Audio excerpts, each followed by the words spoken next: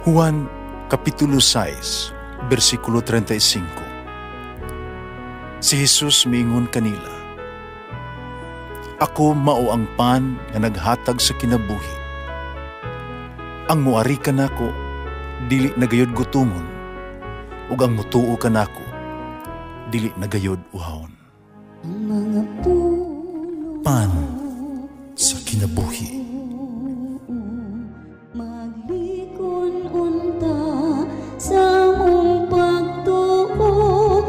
Gagakakabi sa pagtuman sa imong mahal nga kasuguan. Ginoo na kaninyo. Santos nga Ebanghelyo sumala ni San Lucas. Nitong panahon na mitunga si Jesus sa usa ka bungtod aron pag-ampo. Dito nag-ampo siya sa Dios sa tibuok gabi. Pagkaadlaw na, gitawag niya ang iya mga tinunan, ipili niya ang 12 kanila nginganlan niya apostoles. Si Simon, nga iya usab nginganlag Pedro, ug ang iyang igsuon nga si Andres, Santiago ug si Juan, si Felipe ug si Bartolome, si Mateo ug si Tomas, si Santiago nga anak ni Alfeo ug si Simon, ang gitawag nga patriota, si Judas nga anak ni Santiago ug si Judas Iscariote na nahimong mabudhion. Sa kalugsong na sila sa bungtod, mitindog si Jesus sa usa ka dapit nga patag kauban sa kapid-an sa iyang mga tinunan. Ito may daghang mga tao gikan sa tibuok Judea ug sa Jerusalem ug nga sa mga syudad sa kabaybayunan sa Tiro ug sa Sidon. Nangadto sila kang Jesus aron pagpamati kaniya ug aron ayuhon sila sa ilang mga balatian. Nangadto sa ang mga giyawaan o nangaayo sila. Nagtinguha ang tanang tao sa paghikap kang Jesus. Kagikan kaniya, migula ang gahom nga nag-ayo kanilang tanan. Ang Ebanghelyo sa Ginoo. Pasalamati ang Ginoo kay siya maayo, ang iyang gugma mulungtad hangtod sa kahangturan. Pasalamati ang Diyos sa tanang mga Diyos, ang iyang gugma malungtaron. Pasalamati ang Ginoo sa mga Ginoo, ang iyang gugma malungtaron. Doon ay duha ka pangutana. Una, kung sa mga pagpili ni Jesus ang napulog duha ka mga tinunan. Sa bahin ni Jesus, makaingon ta nga murag walay kwalifikasyon siya, walay standard, walay murag ito ikinahanglanon. Napulog duha ka ordinaryo kayong mga tinunan. Ordinaryo kayong sila, kasagarang nila, mga lalaki. Dili sila empleyado sa katilingban o na importante sila mga tao. Ngayon kita nga, wala sila maayong kagikan edukasyon o posisyon sa katilingban.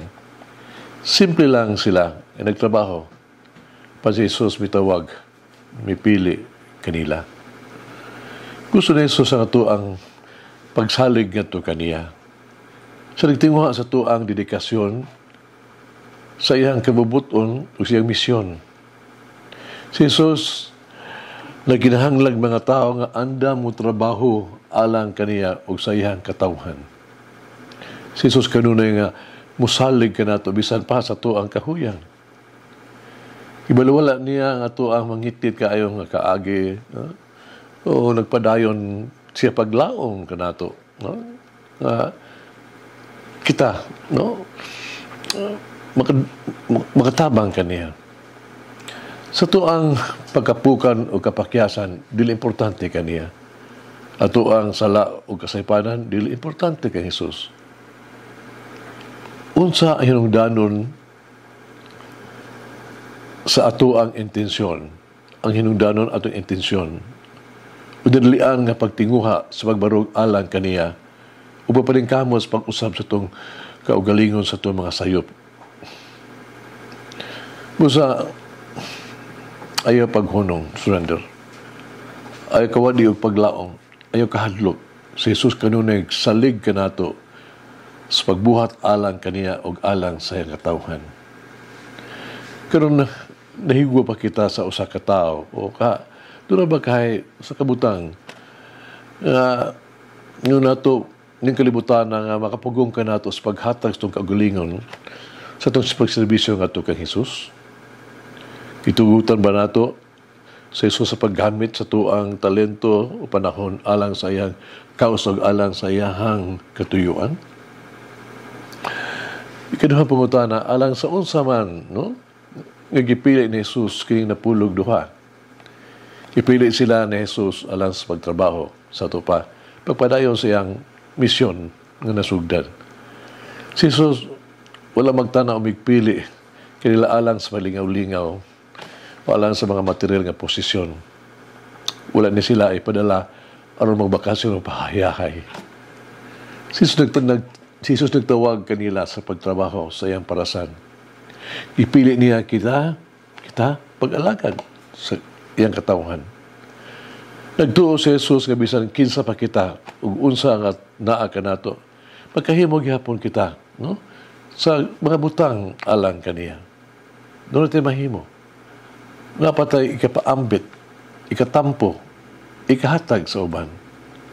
Kita gitawag og gipili sa Dios alang siyang mga buhat ug alang ug dili alang sto ang kagalingong kaayuhan. Kita maningkamot sa pagdani sa mga tawo ngadto kaniya ug dili maghimo kanila nga maunungon diha kanato. Paghago kita sa palambo sa katawhan sa Dios dili sa paghimo sa tuang kagalingong fans club. Kinahanglan ihatag nato atong kagalingon ngadto sa Dios ug sa iyang katawhan. Ug dili aron makadawat ug bisan unsa gikan kanila nagimiton kini alang sa tuang katuyuan. Kita magbuhat sa mga buhat sa Dios. Atong hinungduman, ang Dios dili gayon mohunong paghatag kanato sa labing gikinahanglan nato ning kinabuhi. Ang Dios dili gayon mohunong pagpaambit kanato kun unsay labing maayo ug mapuslanon alang kanato. Kaya hinungdumi nga tuang kinabuhi ug ministeryo, ang mga panalangin, ang mga langit o mga pabor, ang mga grasya nga atong nadawat ug masinati gikan sa Dios ug sigurado gyud makaangkol kita ug daghang gyud kaayuhan. Pan makapangutana kita,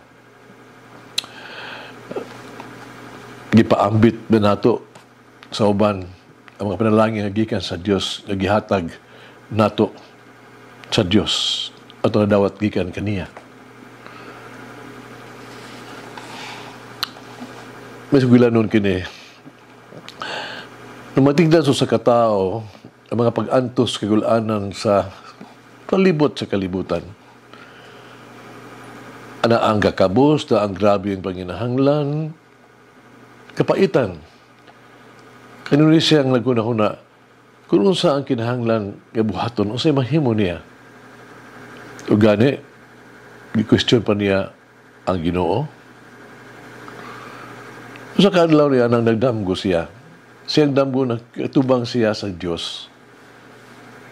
Nagreklamo siya sa Dios, nangutana siya kaniya sa Ginoo.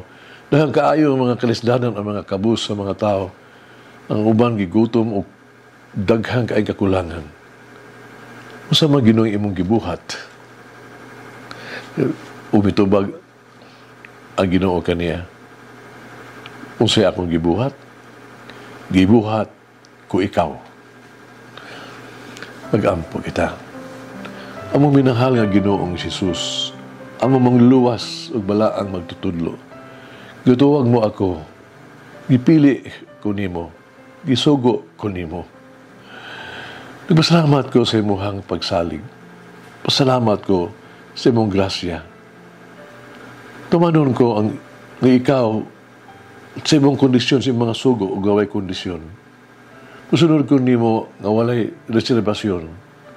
Tumanon ko ang imong mga gipangayo nga walay pagunahon na og bisan unsang ganti og bayad. Tuguti ako sa paghatag sa kong labing maayo na sa tanan. Tuguti ako sa pag-alagad kanila sa bug-os. Tuguti ako na mahimong usa kapanalangin ngadto kanila. Amen. Mama Mary, teach me to continually sing a joy song to the Lord. Malangin ang Diyos magagahom sa tanan, Amahan, Anak, Espiritu Santo. Amen. May the Lord of the divine mercy bless us all, heal us from all diseases and suffering. Ayun unta niya kita, tanang mga sakit na to lawas, o sa kalag, body and soul. In the name of the Father, the Son, and of the Holy Spirit. Jesus, I trust in you. Amen. Whoever eats the bread of life will never hunger, says the Lord. Kay galaan inyong nabati ang pagpaambit ug hamubong pamalandong sa pulong sa Dios pinaagi sa tulumanon pan sa kinabuhi nga gidumala ni Monsignor Daddy Silva. Hangtod na usab sa sunod higayon, daghang salamat.